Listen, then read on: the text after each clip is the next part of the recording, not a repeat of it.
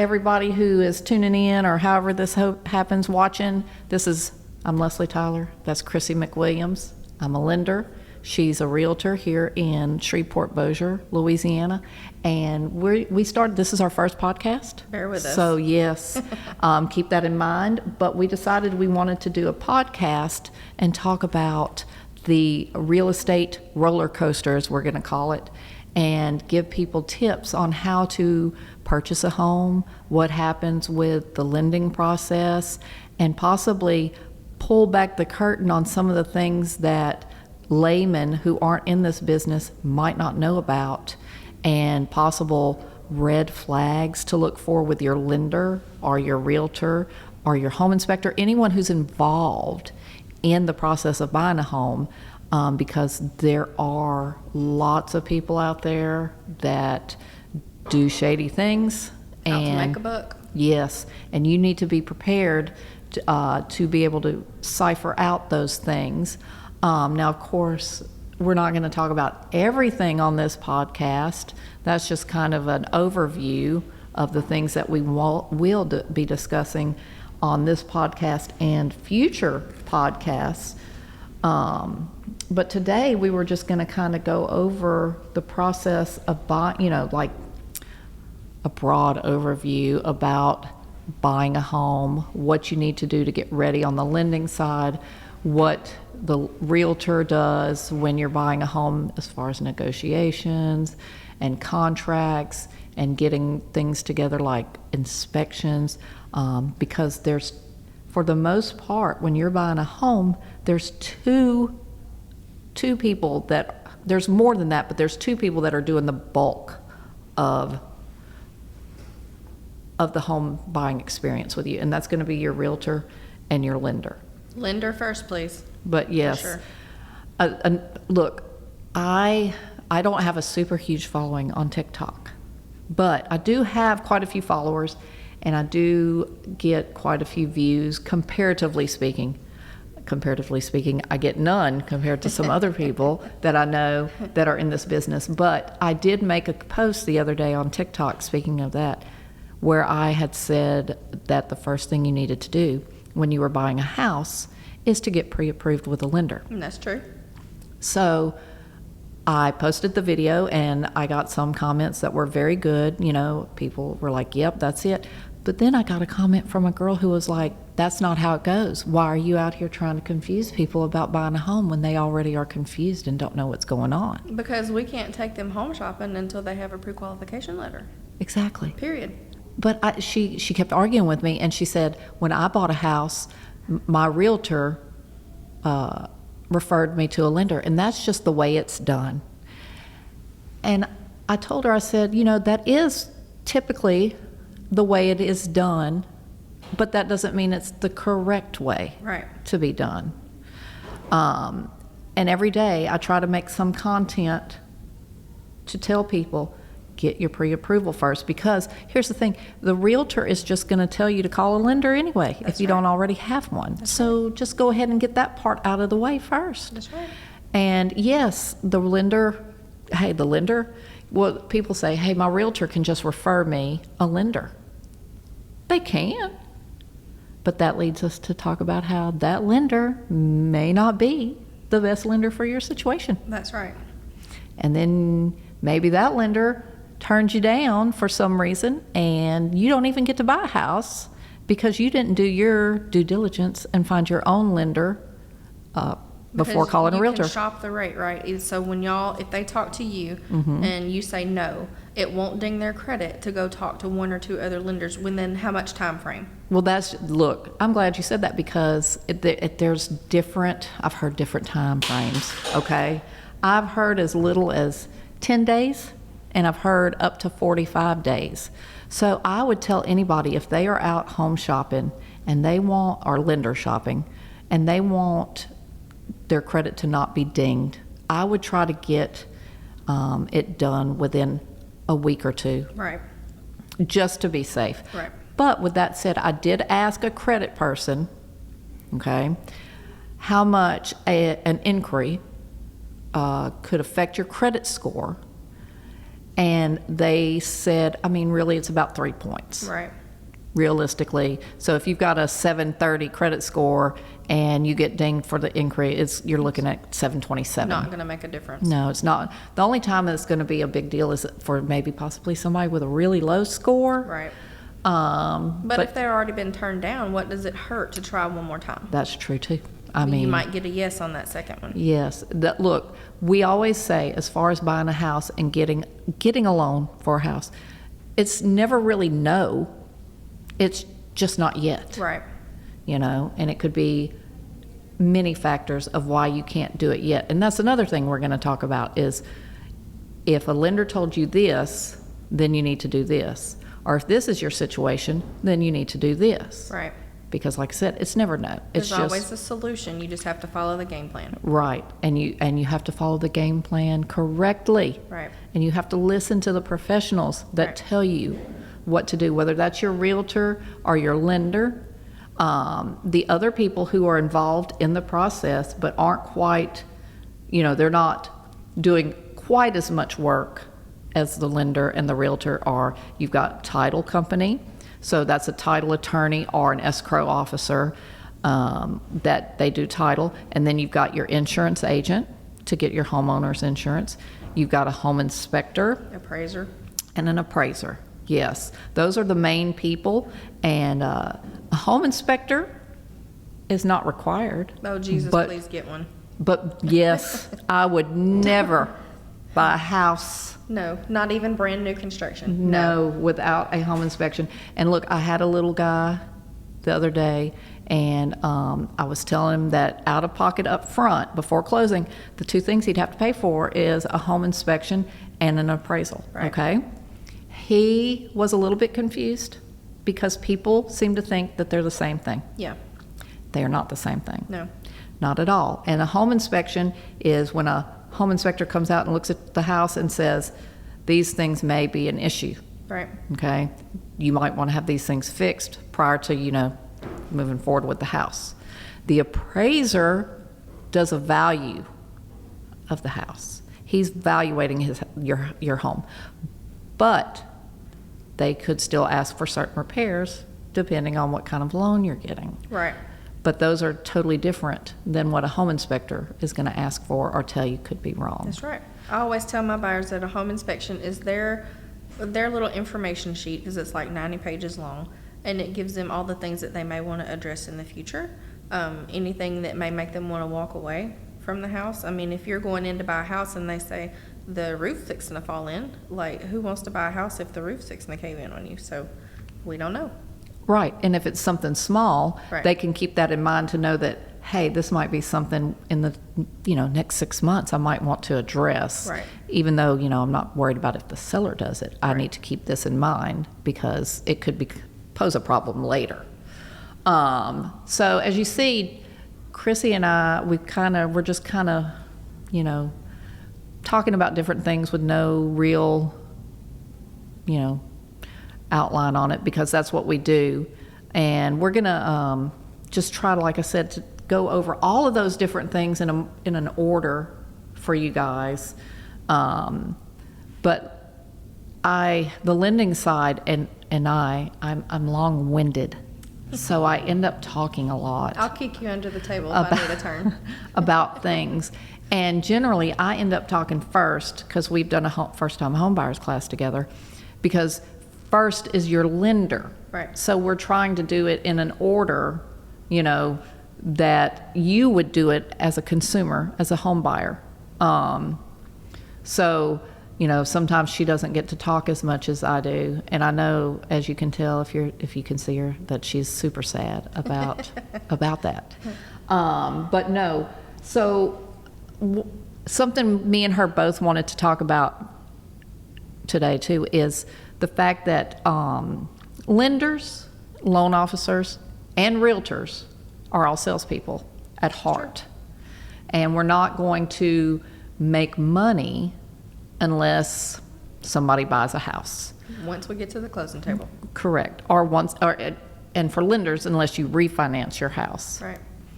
So with that said, there's a lot of things that go out there in social media world especially that are just marketing ploys. Bait and switch. There are bait and switch.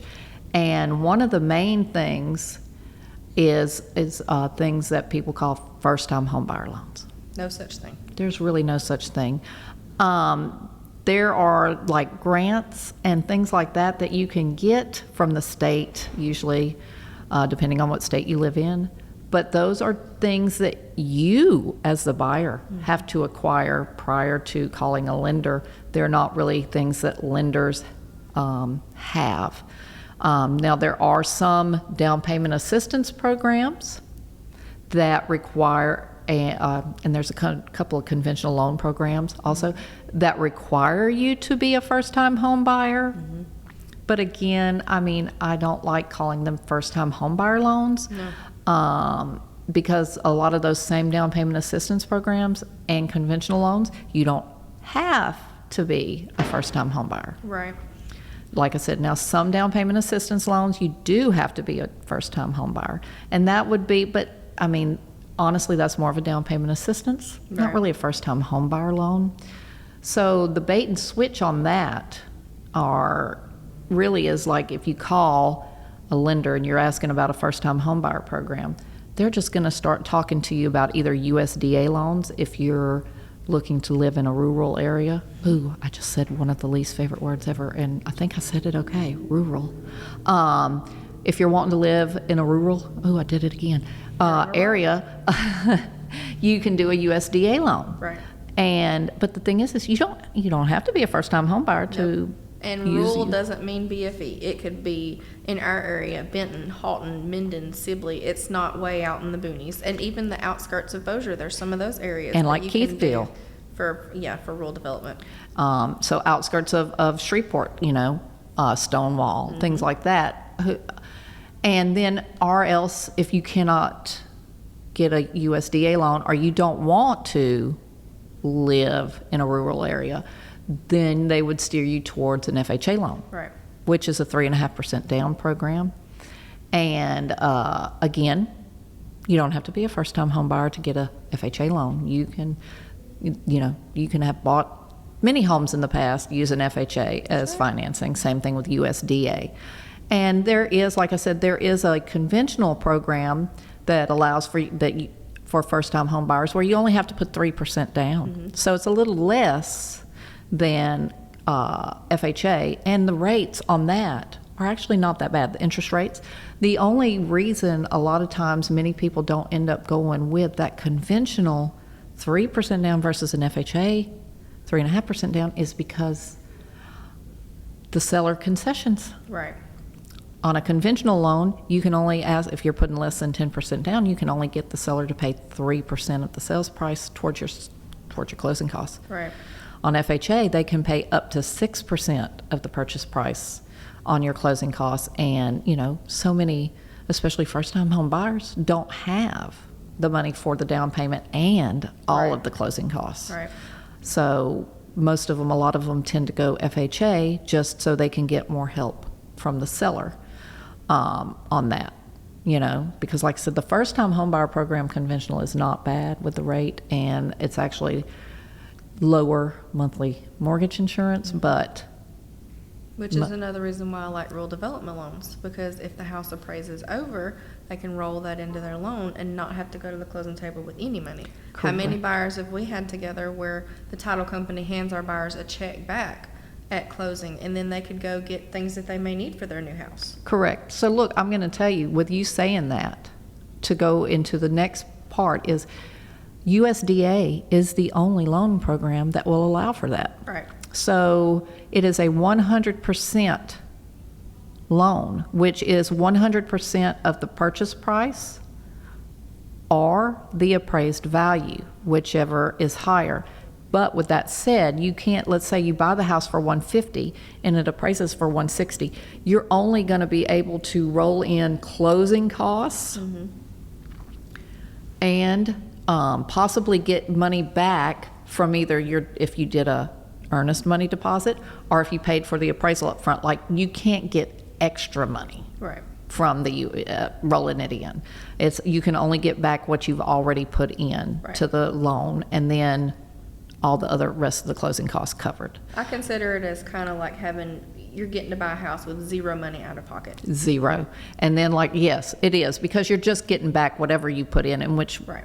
me and Chrissy had a young man who he had put, what was it, $1,000 Plus earnest his money. appraisal. And then he had also done an appraisal, which was like $600. And he got the check back for $1,600 at closing because he elected to raise his loan amount up to cover all of his closing costs and to get the cost that he had put in. Which only back changed out. his note by what, like $20? It Yes. was so minimal. Yes, it was, and it was worth it to him. And Right. those are just the things you got to explain to the borrower, buyer, and let them to decide, would they rather get their money back now, and maybe pay a little extra, or, pay less and Just be basically, out that yes, money. and be out the money. Well, not really. You wouldn't be out the $1,000 deposit part because that rolls over on. that goes into the closing costs. But you would be out the appraisal, Right. and that would be gone. So, Rural development, they're my favorite kind of loans. I know they're one of your favorites, and then you get into manufactured homes, and that's even better for us. They're just our favorites, period. yes, and manufactured homes. Chrissy and I we like to think that we're experts at manufactured homes because we do so many of them, and I'm gonna go on a tangent about manufactured homes Go for that people keep always asking me about. I actually had a realtor call me the other day because I had pre-approved a VA buyer for a manufactured home. Okay. And she said, Leslie, I don't think, this was the seller agent, this was not the buyer's agent. She said, I just wanted to make sure that this home could go VA because I don't think it will because it's been moved. And I said, I'm glad you called because guess what? With a VA, it can. VA allows that. And No other loan will. nope, nothing else will, because a lot of realtors, I think, have gotten confused over the years because they will put in their descriptions for manufactured homes that have been moved, conventional or cash only. Conventional, Fannie Mae, Freddie Mac, that's the two conventional lenders, they do not allow that. Nope. Now, have they possibly ever gotten one of those moved manufactured homes? Slid under the table. Well, no, not just that, with a bank. Has a bank Right. financed them for? Right. Possibly. And they could just be confusing a bank loan Right. as a conventional loan. I was under the assumption that it can only be a chattel loan or cash if it's been moved, if it's not VA. Right. And well, that's basically what it is. Yes, it's either that or you're getting a bank to do what's called a portfolio One of their loan, investors, yeah. where they leave it, in the bank, In-house. in-house financing with the bank. Good luck. And yes, those are generally going to require, most of the time, at minimum 20% down. Right. And I actually do have an investor that I use that I can do them with, but they require 30% down. Yep. And I don't really work with many borrowers that have 30% Right. to put down. Right. And if they do, they're not usually buying moved manufactured homes. Not usually. No.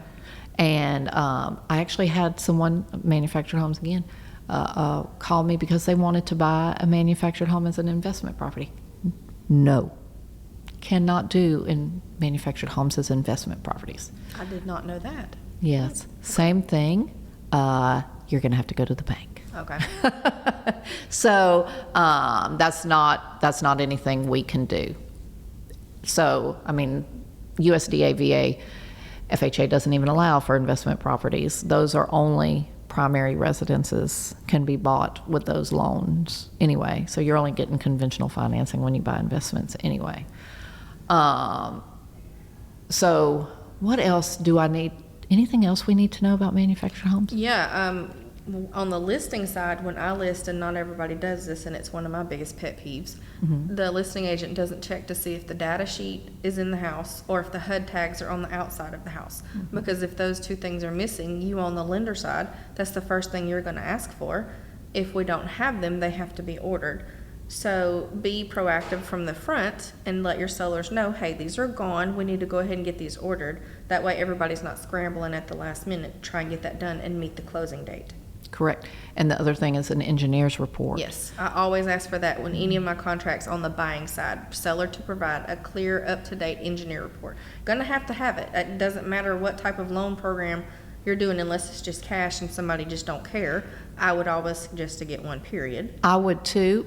Technically, conventional doesn't require it, But the appraiser can. the appraiser can either ask for it, or B, even though conventional itself doesn't require it, most lenders are Right. going to want it anyway, because same thing with the VA and the manufactured home being moved. You have to make sure that you are working with a lender that will be okay with that home having been moved as well. Right. Because a lot of the lenders don't want these moved homes because they feel like the structural integrity has been compromised. And it can. Yeah, and the same thing with the engineer report. Even though conventional doesn't require it, the lender wants it as proof of the structural integrity as well Right. of the home. So if your seller is willing to get one, I would go ahead and get one. Right.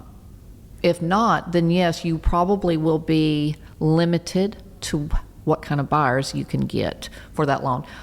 Because technically, I'm pretty sure that VA doesn't actually really require an engineer report, but I have yet, I've never not been asked for one. right, I have yet to not be asked for one of those. I'm proactive from the get-go on my listing side. If my sellers dig their feet in and were like, I want to wait and just wait and see if we'll get any offers, I'll just order it and pay for it myself. I mean, it's something that we've got to have, period. Right.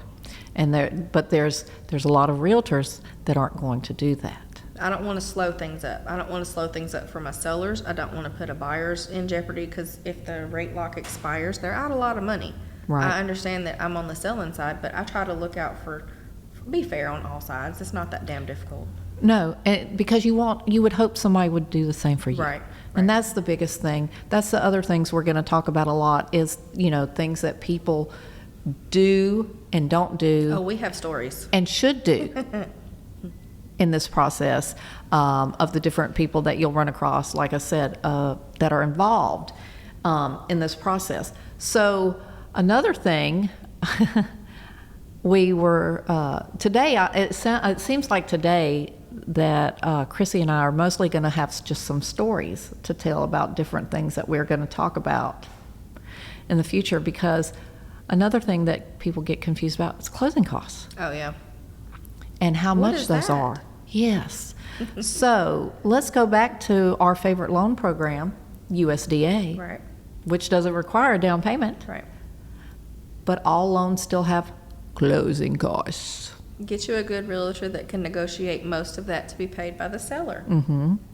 And so I had a young lady pre-approved, USDA, and we'd let the realtor know that she was going to need $6,200 That's not bad. paid by the seller for her to be able to come to closing with no money out of pocket. Right. Or at least really close to that, because as we all know, closing costs can fluctuate a little depending on what day of the month you close and things like that. But Jason and I really try to get it as close as we possibly can. Y'all do a great job. And honestly, we try to overestimate so that people get excited. Right. We're the opposite of a lot of lenders. Most lenders are cutting it. Right. And then people get to closing and need more money. We And then overestimate. I take a chewing because they're like, why is it more? Right. We overestimate because people get really excited when you tell them they need less Right. than they thought. And here's the thing, even on the seller closing costs, if they don't end up needing that much, the seller just gets it back. Right. Whatever we can't use, the seller will get it back anyway. So it's a little bit of a win-win for them as well. Right. But no, they did not know how closing costs worked, and they kept asking, how did we come up with that figure? Because closing costs was supposed to be 5%. There's no such thing as a percentage of what closing costs will be. No. You I'm- can guesstimate it. Yes, you might estimate that as a percentage, but it doesn't. It always going to boil down to the biggest thing is insurance. how much is the insurance for that house? Ridiculous right now. That's what it is. Yes. And the second thing is if it's a really rate buy down. And look, nobody wants to pay too much for a rate buy down right now because of the market we're in. And we all think that the rates are probably going to go down here in the near future. So you don't want to be spending thousands of dollars on a buy down knowing that you're probably going to be refinancing. Right. Probably. If it's feasible for you. Probably. Let's remember that. No guarantee. No guarantee. So, but for the most part, most people probably will be refinancing in the near future when the rates, When it and makes when they sense. fall, Yeah. and when it makes sense for them. So, putting out a lot of money for a rate buy down in the beginning is usually not that smart. Right. But there are some borrowers who their debt to income limit is really close, or something else that causes us to have to do a buy down on their rate to get them to qualify or to get them to closing. So depending on that situation too, that can up closing costs. Right. Depending on how much that is. But for the most part, things like the title company's fees, the appraisal, the credit report, those are going to be the same from lender to lender, from title company or Well, close. if you use the same title company, you're going to Yes. know what their fees are. We do have a few around here that the fees are a little bit higher. But hey, if that's your preferred title company and your buyers are okay with it, more power to you. Right. And depending on the parish too, Bossier side a little bit more than Caddo side. So Taxes are taxes, Caddo parish is higher. Yes, on the Yes. taxes, Caddo is higher, Yeah. and but yes. So look, someone in the title field told me that to make sure and let people know, as a buyer, you can decide which title company you would like to use. Absolutely. Don't You be forced can. into using one. No, because I did actually have some fees worked out for a buyer with a title company, and the sellers were trying to force us to use a different title company, and Nope. their fees went up $1,000. Yep. That's a lot of money. That is a lot of money. $1,000. Do not be bullied into using a title company with higher fees. No. Um, Just because it's their preferred title company and they're possibly maybe getting kickbacks. I said it. I did. Dong, dong. I want to do the Law and Order dong right there, because in this environment, I can't. No, I haven't watched Law and Order in a long time. I can't remember what they say, but anyway, Add it into post. everybody knows that sound. Anyway, so anyway, I mean, Yeah, unless they're no bullying. The buyer always gets to choose their title company. yes, and I'm going to tell you right now, if I'm your lender, I am already going to choose or help you choose the title company with the lowest fees and the best service. Absolutely. So I have like 3 that I use very consistently. One is here in Shreveport, Bossier. Yep. One is in Alexandria. Yep. And one is in Avoyelles Parish, or as they like to call it, the parish. So Go on ahead and give your local title company here a shout out. I ain't mad about it. yeah, no, we especially like to use Meridian Yes, we title do. here Adrian and in Kristen. Bossier City, and that's Adrian Ramirez and her daughter Kristen Ramirez. And then where's Heather been? I haven't seen. Haven't they seen her. they have an escrow officer there, Heather Dudley, or they did. Now I'm going to have to ask. And then in Alexandria, I used to use United Title a lot, but Okay. they closed their Alexandria office down. So the escrow officer there, Laura Gray, moved over to AMO Title. Mm-hmm. So I'm giving them a shot, Laura. Don't let me down, Let's make ma'am. it work. And then in the parish, I use Bennett Abstract. Okay. And that's Jamie Bennett. She's actually the owner and the attorney. So they have an attorney in office at Bennett Abstract. So if you are in South Louisiana, because Jamie will go anywhere. and do a closing. She did one in Lafayette for us. She's remote. Good deal. She will travel. She just needs some heads up and a place for her to do the closing if it's not at her office in Marksville. But no, they are all excellent title people, and I use them quite often. But if I have had a buyer tell me they wanted to use someone else because they knew someone there. Perfect. Or, yes, and that is fine. Right. I don't have a problem with that. Absolutely not. Buyer's choice. And I am always willing to give other title companies a chance and a shot if they are, if they want that. And same thing with insurance. Right. I, as the lender, do get insurance quotes for my buyers. You shop around for that. I get them usually 3 or 4 at least from usually all from independent insurance brokers, just like I'm an independent mortgage broker, because they can run it through so many different agents. Shop the rate. Shop it. And so I usually get at least 3 or 4 for all the buyers that I work with. They're all bad lately. Yes, they are. And look, because we were just talking about this, tell the story about your little seller. Oh my goodness. I don't know how this happened, but my sweet little seller, were under contract selling their house. They've only owned it for about 14 months. They need a new roof. It has hail damage. The deductible is $6,000. How in the hell we got a $6,000 deductible? I don't know. I don't know either. I have never had a deductible that high. I had no part in choosing the insurance with that particular loan. I would never advise anybody to get a $6,000 deductible. Who has that laying around to pay out if the water heater busted and you got some flooding in your house? Well, you got to pay $6,000 right off the top to have anything done. Right. So now we're having to renegotiate closing costs that my sellers had agreed to pay for the sweet little buyers. Well, they can't afford to pay closing costs and $6,000 insurance deductible to have a new roof put on, because the roof has to be put on to pass appraisal to get to the closing table. Right. You're juggling. You're just constantly juggling. I would prefer the new roof as a buyer myself, but Yes. you know. I mean, you kind of need that. So Because guess what a new roof does?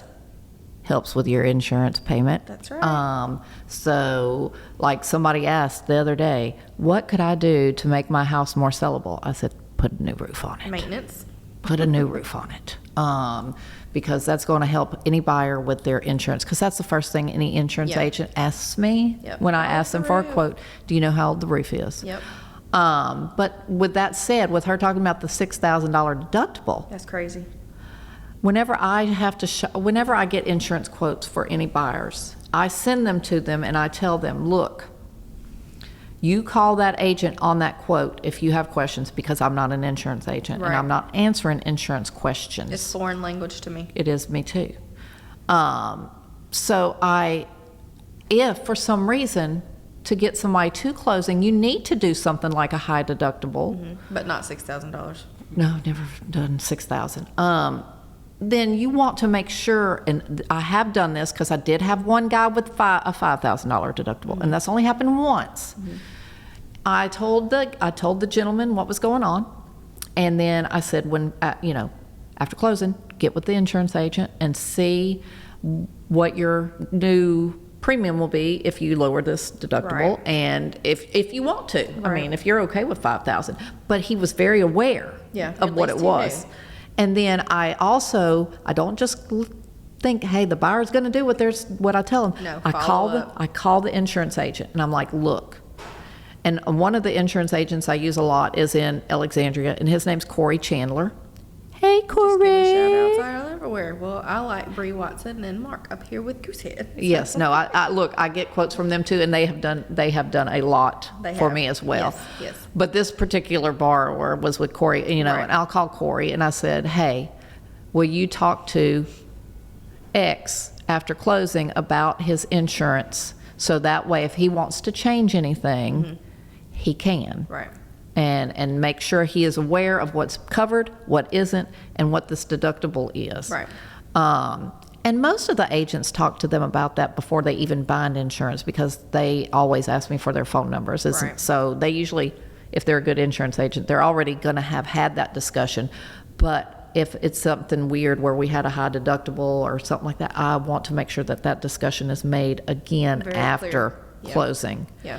You know, so that somebody isn't blindsided with a $6,000 deductible, or like one young girl who I was not the loan officer or the lender on, but she had gotten some kind of dwelling policy thing that didn't cover. It's been years. I don't remember. It didn't cover something, and then like a tornado hit her house, Something and happened. she did not have coverage Oh no. because nobody told her that she needed to change that or upgrade it or whatever it is. So you do want to use, you know, Reputable people. Right. That's my biggest pet peeve is everybody leaving these people just out in the cold. Don't be out here just trying to make your paycheck and just don't give a damn about anybody else in the whole process. That's Correct. bad karma. I'm not here for it. I'm waiting for the good karma bus to come by and see me. It's We're- not we're- happened yet. We're stacking up the good karma vibes. I'm 50 years old. Good karma bus, come on, anytime now. But anyway, speaking of insurance, because that's where that tangent was going to lead to this tangent, because I've had a lot of people ask me about this lately. Escrows. Oh yeah. If it comes up short. Yeah. So if you do change your insurance after closing, or if your insurance just goes up Most people's did. after closing, not like after closing, your insurance is year. paid up for 1 year at closing. Right. So if you close like right now in July of 2024, and probably May or June of 2025, your insurance company is going to send you a new, like, you know, bill. Shop that rate. And if it's a lot more, then you need to shop it, okay? Because here's what's going to happen. If you do not shop it and you just keep the same insurance, or let's say you shop it and you can't find anything better anyway, Your note's gonna go up. your note is going to go up. And it's going to go up because of two reasons. Number one, it's going to go up because you're going to have to pay the difference between the old insurance and the new. But number two, your escrows will also be short. So your payment's going to go up because of your escrow shortage and because your insurance That's went another up. thing that happened with my sweet little seller with the roof, is because their insurance went up so much within the last 14 months that they've owned the house, their payment has increased by $400 a month in 14 months. Who can afford that? Right, that's a lot. And it's not just because the insurance went up, but whenever the lender does an escrow analysis, they also have to charge you for the shortage from Right. your insurance going up. So that's what I mean. So like if your insurance went up $1,200 for the year, there's $100. Right. But then your escrow analysis is also going to be short that $100. So then there's another $100. So for the most part, your payment's going to be $200 At more. least. Yes. So look, if you have a mortgage now and your mortgage payment goes up, if you are on a fixed interest rate, It's because of it's your insurance. insurance or your taxes Yep. or both have went up. Yep. It is so that there's principal and interest. And Jason always goes over this with people too. Right. He says, he always goes, your principal and interest payment is $1,000, just say. But with taxes and insurance, your payment is $1,300. Right. So basically, that $1,000 should always be $1,000. Right. But that $300 interest or insurance and taxes It adjusts. can adjust. It can adjust every year. Look, it's going to adjust. When it adjusts, it's going to be when they do an escrow analysis, which they do that every year. Right. When, like if you close in July, they're going to do an escrow analysis the next July. Which is why it's so important to keep up with the date of that insurance and shop that rate every year. Yes, every year you need to shop. I do. Yeah. Every year I have to get new insurance. Most lenders that I know do shop it every year. Yes. I mean, y'all know. Y'all are the brains of the operation, so you're the brains. I'm sorry She's to tell giving you. me a lot of You're credit the where it brains. is not due. I do not have a brain. Y'all are the numbers people. I do not know numbers. You know I, numbers. I hate numbers. I failed math Oh, Jesus. in high school. I did not fail business math. I Thank took God business for math. Jason. Jason was dumber than I was in Oh, high school. Lord. Jason and I went to high school together. He graduated 2 years ahead of Down me. in one of them parishes? Nope, not down. We went to school in Rapides Parish, Oh, okay. not the parish, Not the parish. which is Avoyelles Parish, or not the other parish, which is Grant Parish. I mean, We went to school in Rapides Parish, and we are so old that we graduated in the 90s. damn, you're old. You graduated in the 90s too. Hush. No, I didn't. Yes, you did. She does not like to talk about her age. But, no, wait, I lied. Jason graduated He was in the 80s. Yeah, Jason graduated. 1989. Jason is old. He is older than dirt. But like like to tell people, Jason is my husband. Right. I like to tell people that we're not really married. Domestic partners. We've been together a long time. But whenever people ask about, because they inevitably do, Right. they want to know how long have you been in the business. Right. Jason has been in this business since the 1900s. This is true. The 1900s. That's a long time. It is a long time. I have not. He's very knowledgeable. He is. He's smooth like butter. He should get when out he's more talking about- often and he put his face should. out in public. He should. We're gonna have to make him come on. I know. We will have to make. Look, Look, when the kids get back in school and we can tear him away from Jackson, we'll have him come on here. but you are going to listen to Jason talk, and you're going to be like, "Who is that country MFer right there? He sounds so country." And Good, he'll come on here and make me look smart then. he will. And he's not even country. That's the best part. Like, he ain't even a country boy. Like, he likes to fish, but that's about it. I mean, we got to talk about some personal stuff here This is too, true. you know. I mean, here's the thing. People do business with people they know, And like, and trust. and have something in common with for the most part. Correct.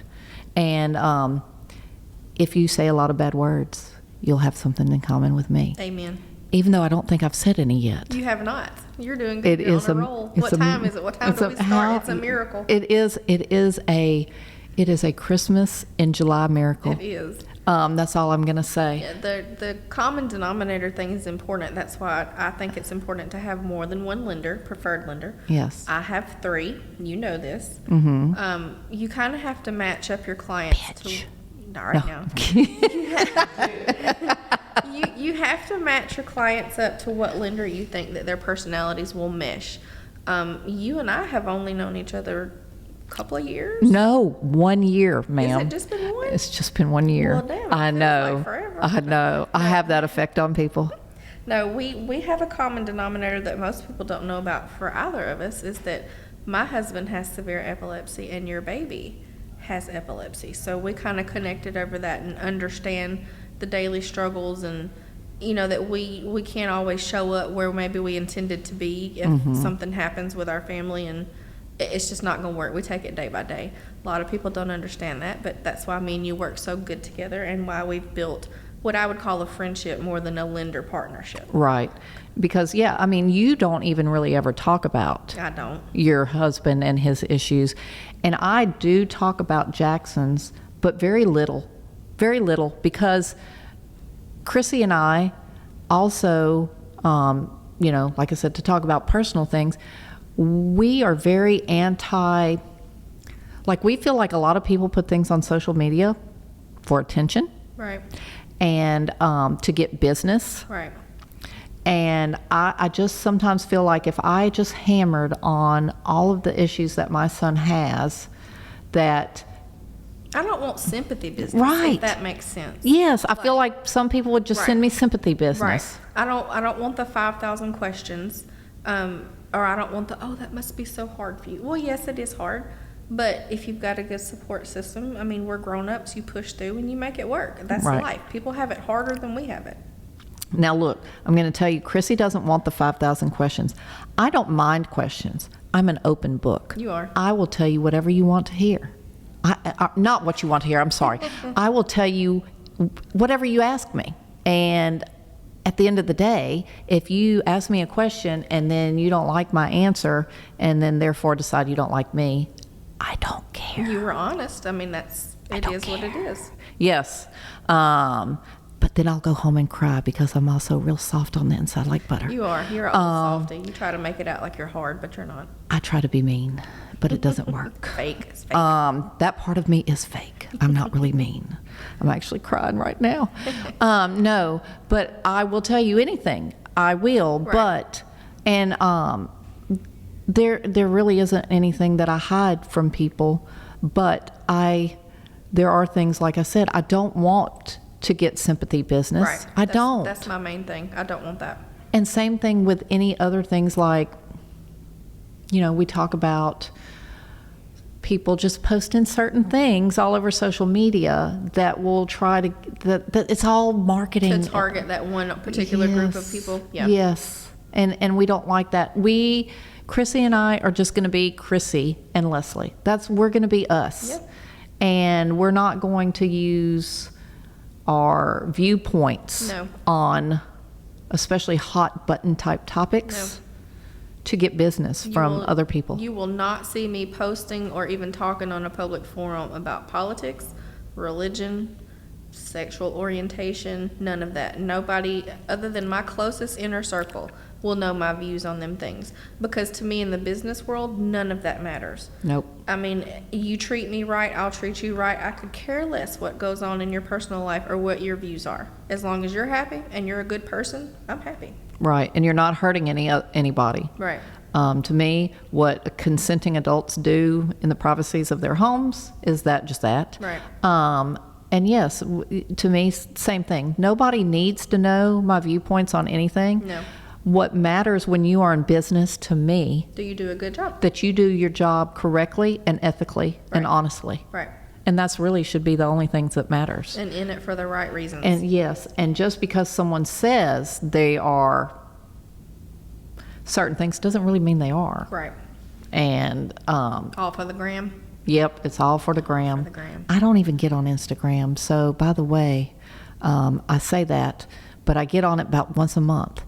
Please stop sending me messages on Instagram, people. Don't check them. I don't see those, I okay? get TikTok messages and I can't figure out how to check them. You're going to have to help me. Oh, I guess I will, because I think I sent you one. I think I sent you a video in a TikTok message to look I am at. not technically not techie. But yes, if you send me a message on Facebook or TikTok, I will see that and usually be able to reply to it. But if you send me a message on the gram, that message is gone forever. I need y'all to call me directly. I put my number everywhere. You can find my number on all my social media. Just send me a direct message.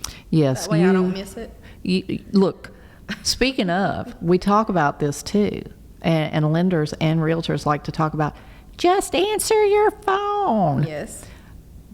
Please answer your phone. Answer your phone. Or And- at least shoot me a message and say, hey, can't talk right now. We'll call you back.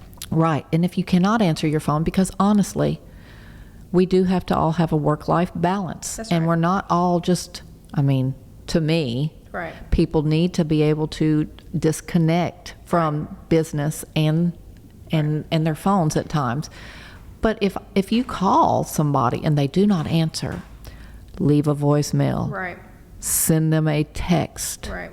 Give us time to respond. Yes, because if with all the spam calls now, if Yep. somebody just calls you and doesn't do anything, That tells me it's not important. yeah, I just figure, that wasn't anybody that needed anything. Yep. So, but yes, the hustle culture, it's not good to I'm me. all about hustling, but I mean, you got to have some time for yourself and for Yes. you got to take a break. You Yes. have to, or we're gonna lose it. Yes. Period. Nobody needs to be that meme of the person with the laptop on the surfboard in the middle of the ocean. Yeah, I'm not taking my laptop to the beach. I mean, it'll go with me on vacation, but it's not going out on the beach. Anything can wait till I get back to the room and deal with it then. Correct.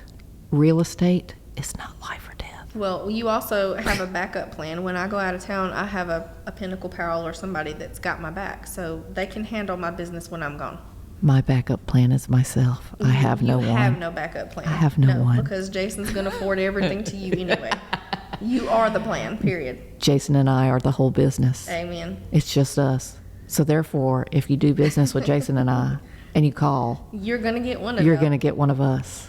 It's going to probably me. Plain and simple. No, I'm kidding. Yes. Jason probably actually answers the phone more than I do. Call Jason.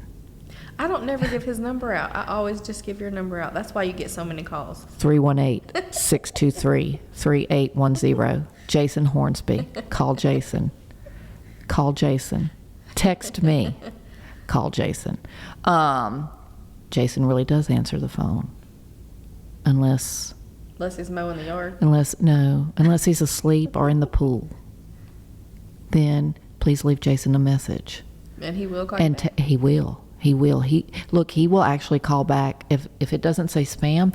If it was just a number that he didn't get to in time, he will actually just call them back. I do not do that. I do not call back numbers that I don't know who they were. No, if they didn't leave me a message, I'm not calling Yeah. back. Jason will, and he will say, "This is Jason with J&L. You called? Can I help you?" And then he moves in smooth like butter.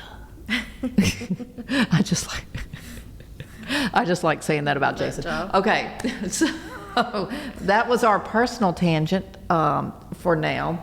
But no, closing costs. Let's get back to that. There's no set amount. No. Just know that if you decide to buy a house built in 1940 with a 20-year-old roof, your insurance is going to be astronomical. It's going to be astronomical. It is. If you Okay. can find somebody to write that policy. Yes. They actually, as sad as this is going to sound, don't like houses much anymore over 50 years old. Yep. And I'm sad because I'm 50. So if I was a house, Ancient ass. insurance wouldn't like me. No. Insurance wouldn't like me if I was a house. So, something else on a totally different tangent, because I just looked over here at my little Your outline? note. Okay. Well, it's not really my outline, just some things that people talked about. 90-day flip rule. Oh, yeah. Someone actually brought that up. Yep. And here's the thing. There is only one loan program that gives a crap about how long the seller has owned the property, and that's FHA. Yep. So let's say you are an investor who wants to flip a house. So you buy this house on July 1st, and the deed is done on July 1st, let's say, because I always go by the deed date. Right. Someone cannot buy that house with FHA financing until day 91.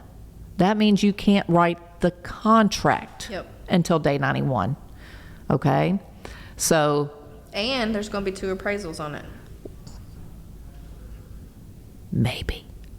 Okay. The 2 so, times that I had it, it was 2. Yeah. So, okay, if you are wanting to buy a house that an investor is flipping and you're getting FHA financing between days 91 and 180, if that investor is selling that house for 100% more than they bought it for, so let's use easy numbers. Remember, Leslie don't like numbers. So that means they bought that house for $100,000 and they are selling it for $200,000 or more. Let's hope they did a lot of work. Then you have to have 2 appraisals. Yep. Now, if that investor bought it for $100,000 and is only selling it for $150,000, you do not They didn't have do to have much. two appraisals. Only if they're selling it for 100% more than what they bought it for. But anyway, that is the 90-day flip rule. That rule does not apply to conventional financing, USDA financing, VA financing, only FHA. And same thing with the 2 appraisals. That is the only time you have to have 2 appraisals. Yep. Now, And don't let the seller try and make you pay for that second appraisal. That's the buyer cannot pay for the on second appraisal. them. That is the rule. The Yep. buyer cannot pay for the second appraisal. Yep. Now, you can have a second appraisal sometimes on other loans if the AMC, which is the appraisal management company, says that the first appraisal was not done correctly. Mm-hmm. I've actually only had that happen once. And you know, the second appraisal came in $100,000 more than the first one. Oh, It was wow. crazy. That's even better. But it still wasn't enough. It was a refinance. We Anyway, yeah, we tried. But there's a difference.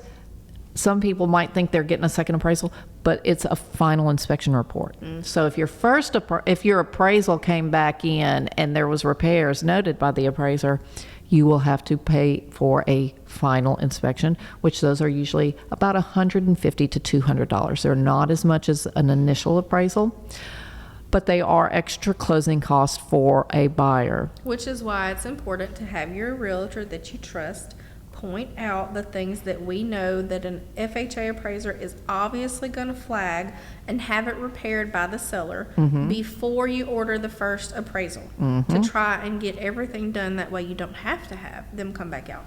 Correct. If you know as a realtor that certain things need to be done, have Just them done. get it done. Yes. Well, I mean, that's just tacking on time too. Right. till closing, because you got to do the repairs and then wait for the appraiser to go back It's out. going to cost everybody on both sides more money. More because money things and are going to time. get delayed. Correct. So you know what? My brain. Oh, this is the dilemma of being inside my head. Your head, that crazy thought. It was about manufactured homes, because here's the thing that I get. You would not believe how many questions I get about manufactured homes from realtors. Yes, I would. I get them too. They call me. I'm like, I ain't been in the business. You've been in it longer than I have. Why are you calling me? And I mean, Chrissy is a professional look. with manufactured homes. I live in one. I have lived in one pretty much all of my life. I love them. I think you get the most bang for your buck as far as square footage goes with them. And they're great homes when they're taken care of. Just like a site-built home. If you take care of it, it'll last. If you got a big family and you need 5 bedrooms, where are you going to get 5 bedrooms for under $200,000 that's not, if you need over 2,000 square feet, you're not going to find it. Right. So, yeah, they're great options. Well, I get, aside from the moved manufactured home that we talked about earlier, I also get, well, can FHA even finance this? It was built in 1998. Absolutely. Yes. FHA, VA, and conventional will all go back to June of 1976. Before I was born. Not before I was born. Old ass. I was 2.5. Wait, was I? 4 or 5? Yes. December of 73. So I was 2.5. I don't remember. I was only 2.5. I don't know what to tell you. But anyway, those will all go back to June of 1976. Yes. And how old for a rural development And loan? USDA, which is not available on used manufactured homes in all states, just like 23 of them, which Louisiana is one. January 1st, 2006. 2006. 2006. So I saw a realtor with a listing. I do not know this realtor. So even if I wanted to call her out, I couldn't, because I cannot remember her name. You don't know her like that. Yes. She had a listing for a manufactured home, and in the listing she said USDA, which, wait a minute, USDA, RD, rural development, all are one and the same thing. Mm-hmm. They're all Different code names. and I will call them all three at different points. Right. So let me just say that. But anyway, she had that it was USDA eligible. Mm-hmm. How old was it? Wrong answer. It was a 2004. Oh, nope. But not just that, it had a room addition built onto it. No. USDA is the only financing that does not allow that. You cannot have an addition on a manufactured home, even if it is a 2007, Right. and it go USDA. Right. The only things that USDA allows is decks and porches. And then you still got to have that engineer's report. You have to have the engineer's report, correct. Well, USDA is going to require that anyway, and so is FHA for sure. There's no getting around it Right. on engineer report for those two. But yes, I do get asked or told that I can't do FHA financing on manufactured homes because they were built in the 1990s. Yes, you can. Yes, you can. Yes, you can. You can do any of them. So, and if you are in Louisiana, I do financing on singles and doubles and triples, whatever you got. Call me, and like I said, if I don't know the answer, by golly, we're going to get it. We'll find somebody that does. Yes, because do I know everything? Absolutely not.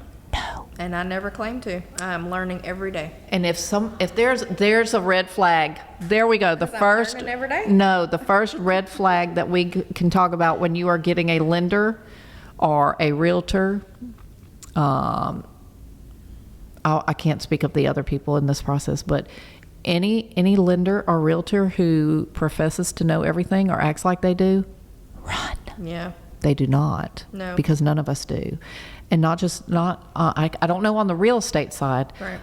but on the lending side, they change our shit all Yeah. the time. We get stuff changed all the time too. Every year All the something time. new's coming out. We got this new buyer broker agreement coming up in August that everybody's up in arms with. So we'll see how that goes. Yes, I cannot speak on that because, look, I'm just going to tell you, I've seen a lot of loan officers speaking on this buyer broker agreement Mm-hmm. and making posts about it. Stay in your lane. I don't speak anything on the lender side. I tell all my people, if it's a money question, you're going to the lender. I am not going to get into your lane, ever. There's nothing worse than a lender talking about realtor stuff. And there's nothing worse than a realtor who pretends to be a lender. Right. We each have our jobs for a Or reason. questioning y'all. How did you come up with that debt to income ratio? If I have to question you over your job, then apparently I don't trust you, so maybe it's time for me to find a new lender. I mean, I choose to work with somebody because I trust that they know what they're doing. So I would never question, how did you come up with that figure? I don't know. If a realtor questions how I came up with a debt to income ratio, It happens. I am going to hang up in their face. And we will never do business with each other again. I don't blame you at all. But it happens. I was just told this last week from another lender that another realtor was questioning how she came up with that debt to income ratio and facts and figures. Kept her on the phone after 11 o'clock at night, might I add. You called this lender. A deal could be on fire. I am not calling you after. There is nothing you can do at 11 o'clock Right. at night. I am not calling you after 9 p.m., period. I generally don't call you till after 8 p.m., so. Everything is closed, ma'am. Right. We can do nothing. Well, sometimes I just like harassing you. Hell. I'm not talking about you in particular. Okay. I'm talking about that realtor. Well. Because that realtor can just go jump into an ocean and get pulled away by the I feel riptide. for No, y'all, I'm 'cause y'all get the brunt end of it. It's always y'all's fault. Everything falls upon, oh, it's the lender. the shit rolls downhill, and I'm at the bottom. You are. I'm at the bottom. And it's not fair. No, it's not. But you know what? What do we do? Somebody's got to take it. I guess And so. it might as well be me because I'm tough. Jason's got broad shoulders. We'll let him take Oh it. my God. Yeah, no, Jason does. Jason does. Here's the thing, back to personal again. People that know me and Jason, they think that I'm the mean, tough one. That is false. Jason is as mean as hell. Jason is mean. Not to me, and not really to people. Right. But don't piss him off. Right. Because he don't take no shit. Right. Leslie pretends like she doesn't take shit, but she does. Every day. A lot of it. And then one day I just lose my mind, and then I just yell at people and they don't know what the heck they did wrong. And then I'm like, Then you have to here's call. my list of 50 things that you did wrong before I finally lost my shit. Then you Okay. have to call me to vent. Let me tell you what's going on. I know. Then I call Chrissy and I'm like, you will not believe what this dumbass just said to me. But no, so that is a red flag It is.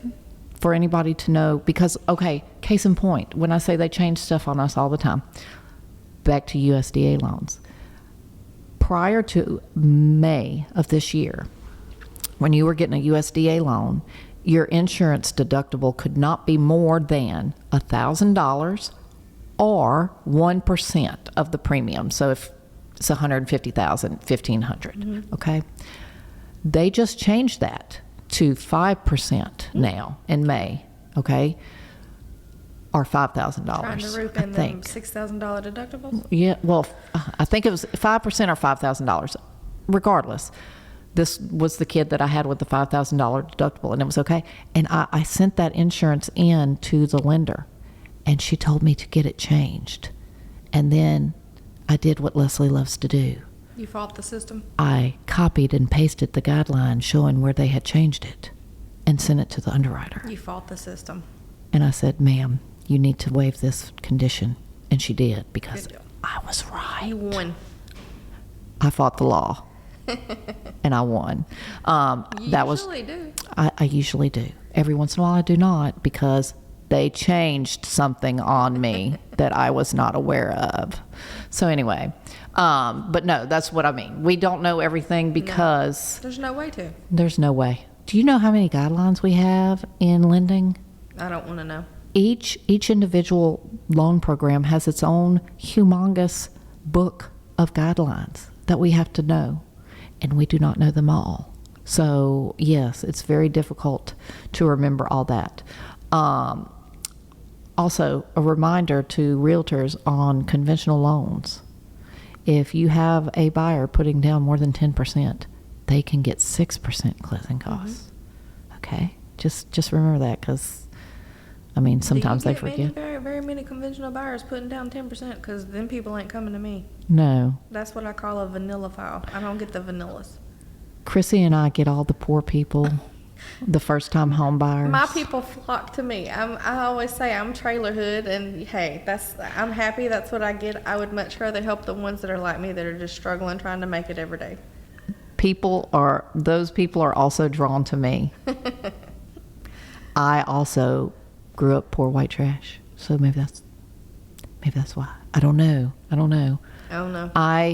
I appreciate it though. Amen. I like to be with the people who are like me, Right. and who I'm comfortable with, and that's. I would never brand myself as what I call a luxury agent because I don't know anything about the houses in what's the high dollar neighborhood in Shreveport, Stonebridge, or what's it called? Like Southern Loop, Southern Trace. Southern Trace. Okay, Yeah. yeah. I don't know anything about those houses. Me. I'm gonna have to refer that out. I would be so out of my element. It's just not me. I feel like I would be doing a disservice to my buyer, or a seller, if I tried to convince anybody that I could do that. I mean, why? Let me send you to somebody that's their world and they're comfortable in that will really help you. I am willing to do high dollar I know you are. loans. I am willing to do that. Well, the loan process is not that much different. I will watch my mouth while I'm on the phone with a For high dollar me. referral. I mean, come on now. You know how I talk. That's not my world. It's not my world. It's not my world either. But Mama needs to eat. You Please, better eat a peanut butter sandwich. And please call it send a me day. the $500,000 home buyers. I'll take them. I'm gonna have to just connect them with one of my friends that handles the luxury listings, and that's their world. So I feel like I would be better doing that. Nobody sends me $500,000 buyers because I'm not buying them gifts. Oh, okay then. You're not out showering people with shopping trips and paying for leads and all that good stuff? I am poor. I do not do that. No. If I How buy dare you. if I buy you a gift, it's because Because you love us? I love you.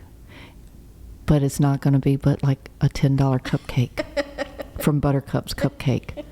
Hey, Buttercups, sponsor us. No, I just gave you a shout out no Louis for no reason. Vuittons or however you say those shoes. Louis Vuitton. The ones with the red bottoms. No, that's not Louis Vuitton. Oh, well, hell, I don't know. I don't know what those are called either. I just know that Cardi B song. I know. See? I know Hey Dudes and Bobs. That's what I know. You know what I know? I'm going to tell you what I know. I know these here Skechers. There you Look at go. them things. There you go. I wear a size 11. I don't buy shoes. It is not fun when you have a huge foot as a woman to buy shoes. Yeah. So I do not. Plus, I have better things to spend money on than shoes. I'm all Food. about comfort, just period. So. Yes, and I like to be comfortable. Right. You're not going to see Chrissy and I rolling up to no balls or Hell no. galas No. in ball gowns. No. If you did, we've been kidnapped. Somebody called 911. No. Nothing wrong with that world. I just don't fit in it. No, I don't no. fit in it. We at are all. not. We are not judging anyone that does that. No. That it looks like fun. It does. And I will live vicariously through all Yes. my friends who enjoy those things. Yes. Just know that while you are at that ball or gala, while you are at that gala, I am sitting at home on my couch eating Nerds Clusters There we go. and reading a good book. And I will see all your pictures the next morning when I wake up. And I'm floating around in the pool. And Chrissy is in the pool because she's a mermaid. Yes, I am. If She's only I had Ariel's body. She's Hannah. She's Daryl Hannah from Splash. I mean, I would take and if that you too. don't, and if you don't get that, maybe you shouldn't be listening to this podcast because that means you're young. I'm kidding. Young people, you need to know how to buy a house. Yes. And that is one of our other things that we are going to try to get to with all of you is the biggest issue is there's been a lot of people, I'm getting back to being serious again. There's been a lot of people who their parents, and this is their parents, it goes back and it goes back, that were not taught Right. these things, are told about these things. Right. And How to establish credit how or to anything. correct, or how important that is going to be on a podcast too. Right. We are going to have to discuss credit. I'm not a credit repair person. Okay. I don't really care for credit repair people, but I've pulled enough credit and I've had enough credit over the years to know You can help somebody get on that the I can right help track. people get on the right track, and I have. But there are a lot of people that were never told how important it is to pay your bills on time. And some of them grew up in houses where their parents couldn't pay their bills. Right. It's a generational Right, thing. right. And But everything's fixable. it is all fixable, and that goes back to the whole, you might not be able to buy a house now, Right. but in the future, Right. you will be able to buy a house in the future. So look, let me tell you, before we get ready to get off here, because we got a few more minutes, when it comes down to buying a home and getting approved to buy a home, and your interest rate on that home, your credit is the number one factor. Number one, okay? The better your credit score, the better your interest rate will be. The better your credit score, the better the chance of you getting approved will be. So to all the young kids out there listening, and even older people who may be having to start over or had things just happen to 'Cause it them, because shit happens. It happens. It does. I had to file bankruptcy after my divorce. Shit happens. Pay your bills on time. Please try to pay your bills on time. Stop trying to keep up with the Joneses, the Smiths, and the who, this, that, and the other. You do not need to have all of that stuff. You don't have to have a boat. You don't have to have a car. You need a car, but it doesn't have to be an $80,000 car. I want to vote. I want a boat too, but I don't need one. And I'm not saying don't enjoy life. Don't Right. go have fun. You know what? The coffees and the avocado toast is not what's keeping you from buying a house. That's right. Okay? I'm not that person. But what is and can keep you from buying a house is going too far into debt. Right. And not paying that debt. Right. Okay? So try to keep your debt as low as possible, at least especially until after you get the house. Right. Get the house and then worry about the new car and those things, or the boat. But please You got to pay have a your place to mortgage. put the boat. Please pay your mortgage for the first year. Yes, and pay your mortgage for the first year for Because sure. What happens if they don't pay that mortgage for the first year, Leslie? Sometimes if you do not pay your mortgage, us as a lender, we can, if you don't pay your first payment, it's called early payment default. We could be, our lenders could make us buy that loan back. Do you know, I didn't know that until I became friends with a couple of y'all lenders. I had no idea that they may come back at y'all and try to take your commission. I don't That's have crazy to me. $200,000 for you to pay for that.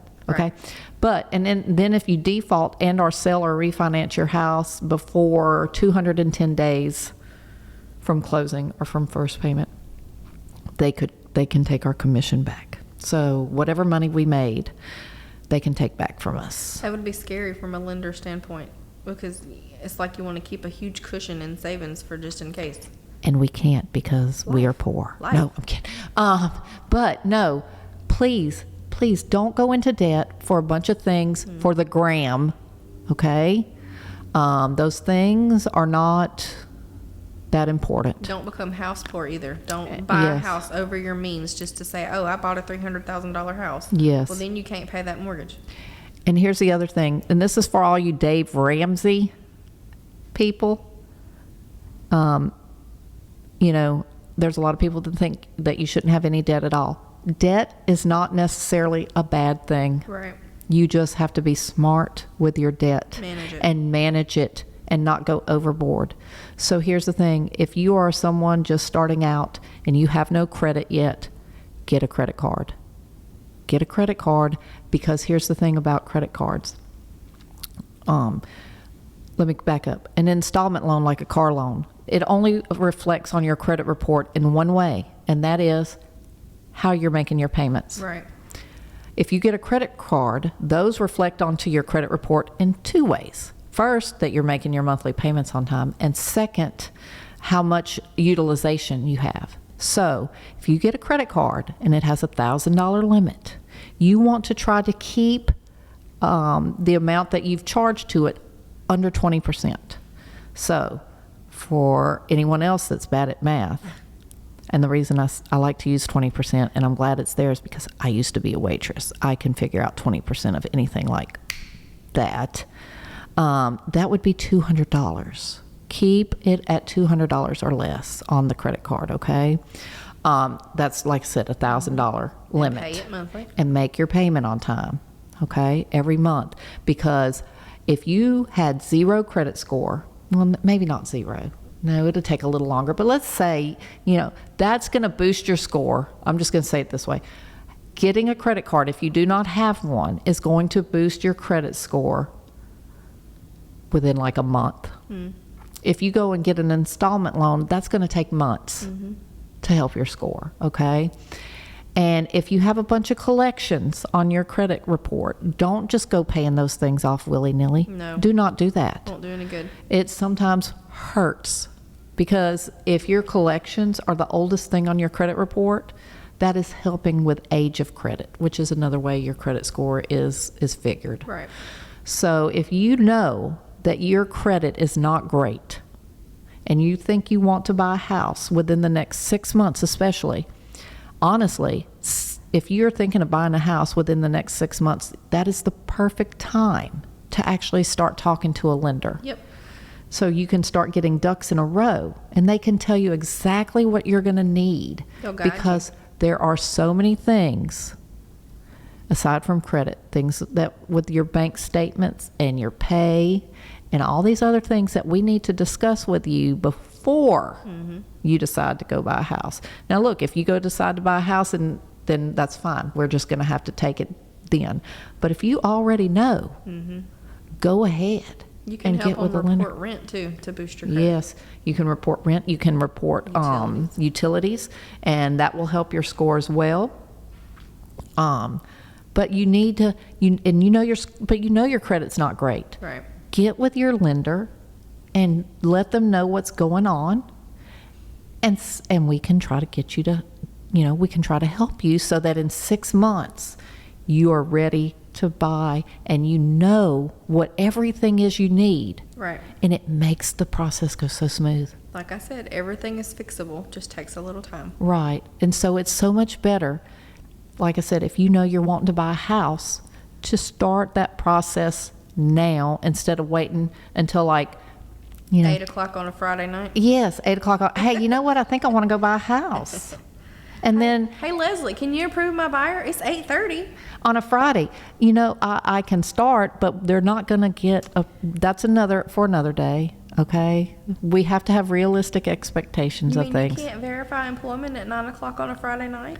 No, ma'am, I cannot. You can't call Chase Bank and find out how much is in their account? No. And let's not talk about bank statements, and that just spirals me into how they're the bane of my existence. PTSD? Yes, because people don't know how to get me their bank statements. I don't know why. Especially young kids, they want to send me screenshots from their banking app, and I'm like, I cannot use that. I need your actual statement, all pages, even that weird blank one at the back. That's because all the banks are making everybody go paperless, and we don't even get a statement anymore. It's all digital. I know. Look, and that's not to say that one day they won't start accepting those things. Right. Because these things change. They used to not accept certain things, now they do. Right. But they're not acceptable yet because a screenshot can be fake. Yes, it can. And plus it has none of your identifying information on Right. it. Doesn't have your name, doesn't have the account number. It usually only has the last four. Well, I could just send you a picture of my client's stack of cash under the mattress, though, right? No. We cannot take cash for your closing cost at closing. That is a no-no. We have to source funds, okay? They have to be, and that's another reason why you want to start Right. the process as early as possible, like I said, because if you have a stack of cash under your mattress, You got to put it somewhere. it's got to go somewhere. It's got to go somewhere because you cannot walk into the title company on closing day and just shove cash over to the title company lady and go, here you go. No, we can't do that. And you can thank all those people from back to prior 2008 when we had the market meltdown crash of 2008. I was not in the business yet. Jason was. Blame that on Jason.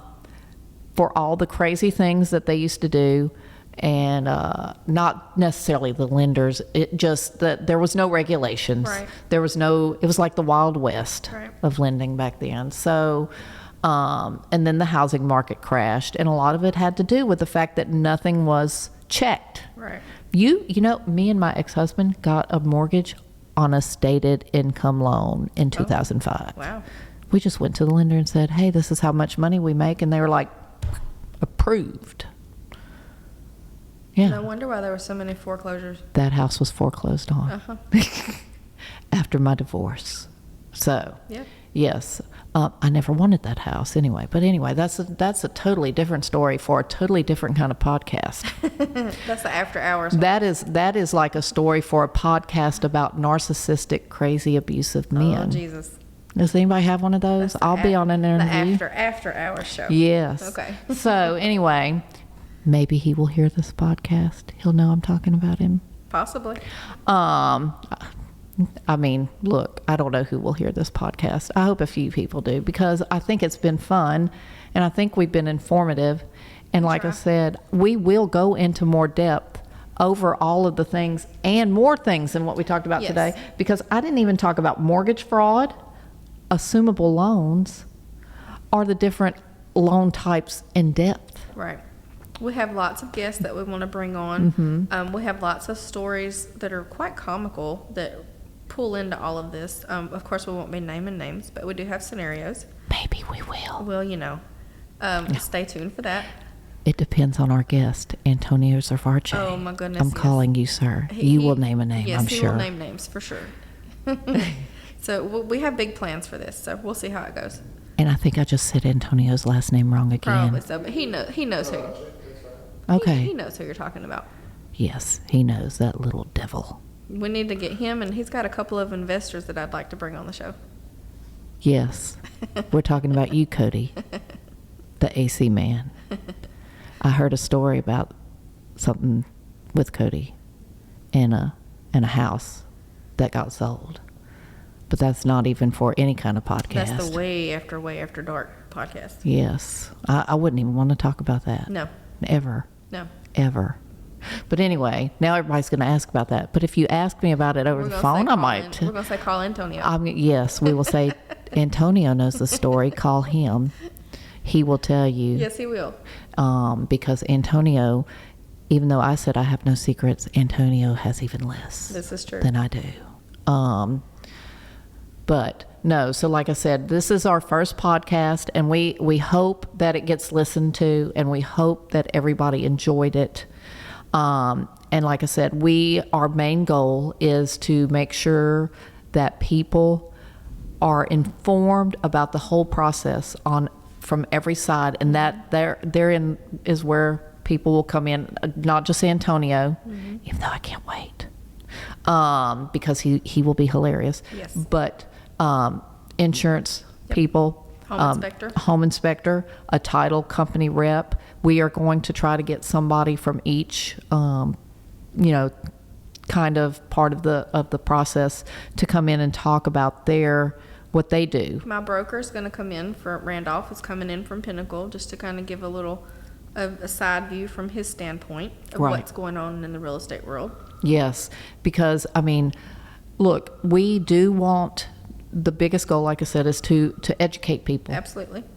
Pull the curtains back. And pull the curtains back. But there are other things that people may find interesting or fascinating about this business that aren't necessarily just about the home buying process. Right. And so, like I said, we want to make sure that, everybody knows what's going on. We're going to be calling some stuff out too. I mean, there's some stuff going on here locally that rubs us the wrong way. We may not use names, but we will definitely use scenarios to get our point across. We will tell Antonio the names, and There he can you say go. it. No, There you go. Good idea. there is more than one way to skin a cat. Yes, it is. Just so that the information is out there, so everybody knows that's not necessarily how Yes. everybody does it. Yes. Which is yes. fine. It's fine. Yes, I mean, we just want people, like I said, to be informed of not just the process, but of other things and things that are happening All right. in our city It might not even be about real estate. Might not. Hey, you think 50 Cent would come on here? That'd be great. He Let's could get him. definitely tell us about the development he's got going on. Curtis, 50 Cent. Yes. We need you to come We do. visit with us on this podcast. I'll make you. Not me. I'll have Jason make you some jambalaya. It's awesome. It's really good. If I you would like to know jambalaya. why he chose Shreveport. I would love to know what drew him here. Like why he wants to invest here in Shreveport. I am glad he is because look, Oh, I'm I going to am tell too. y'all one more thing. I get sick to death. I might make a joke every once in a while about Shreveport Bossier, but I get sick to death of people constantly down in our Bashing. town. Yeah. Yes. You are in real estate. You want people to move here. Stop talking so poorly about our city. Right. Then stop. help make it better. And do things to make it better. Right. So many people. And look, I'm not going to say that I'm out there doing all these things either. But hey, there are small things you can do, like stop throwing your trash on the side of the road, you old nasty roaches. Stop it. Support local shops. Support local shops, yes. Restaurants. Larry P's Boiling Pot is closing down, and y'all still eating at Chili's. Stop it. If something needs to close down, it needs to be Chili's. And I'm glad Red said Lobster. what you said. I'm glad Red Lobster closed down Oh, because don't do it. Don't say it. I used to work there. Oh, Jesus. I used to work there years ago, and if the endless shrimp is what finally put them out of business, then Well, I'm then glad. you're gonna have to start making my shrimp scampi. I do not know how to Well, make you better shrimp figure it scampi. out. I'm still hurt over that every time I drive by the building. But I am not. I am not. That place took 80 years off my life. That place was horrifyingly horrible to work at. But anyway, support local. Yes. Stop throwing your trash out. There are small things that you can do to make this city better. Right. And it does, so do them and stop complaining all the time, because we live in a great city, I think, that has lots of potential to be even better. And it starts with the residents. True. It starts with us. And if it's that bad to somebody, my suggestion to that would be to move. Then yes, I you can help move. you with that too. I can connect you with a great realtor Yes. anywhere in the United States. You know what? I can connect them with a lender in any state of the United States as well. I know lenders all over the country, and if you just want to move to a different part of Louisiana, I can do the loan anywhere in this whole There you state. go. Anywhere in this whole state. We ain't got to be in Shreveport Bossier. Nope. But no, so I appreciate everybody who Yes. does end up listening and are watching this. And I don't really know how to end this other than to say, that on the next podcast, we will go into more detail with a lot of the things that we just kind of glossed over today. Right. Unless we decide to have a special guests who we think, Spice things up. yes, to spice it up. Like Antonio, it'll be Extra Latin spicy. Latin American spicy at that point. But no, that's it. All right, Leslie, that's the real estate roller coaster. Let's go for a ride.